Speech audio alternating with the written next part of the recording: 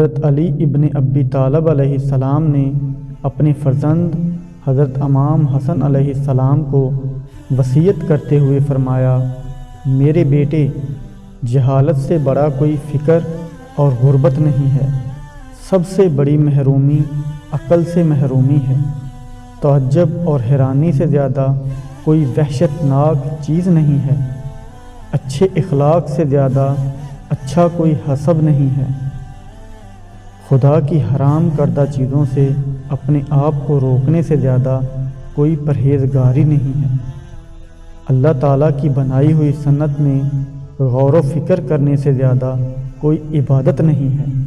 اے میرے فرزند، عقل انسان کی دوست ہے، علم و بردباری اس کا وزیر ہے، نرمی اس کا باپ ہے اور صبر اس کا بہترین لشکر ہے۔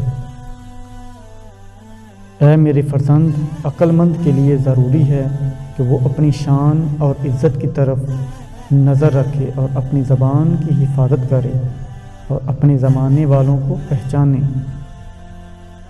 اے میرے فرزند، تنگ دستی اور فکر و فاقہ سب سے بڑی مصیبت ہے اور اس سے سخت جسم کا مریض ہونا ہے اور اس سے زیادہ سخت دل کا بیمار ہونا ہے۔ نعمات میں سے ایک مال کی وسعت ہے اور اس سے بڑی نعمت جسمانی صحت ہے، اور اس سے بڑھ کر اور افضل دل کا تقوی اختیار کرنا ہے۔ اے میرے فرزند، مومن کے لیے 3 وقت ہیں۔ وہ وقت ہے جس میں وہ اپنے رب سے مناجات کرتا ہے، وہ وقت ہے جس میں وہ اپنے نفس کا محاسبہ کرتا ہے،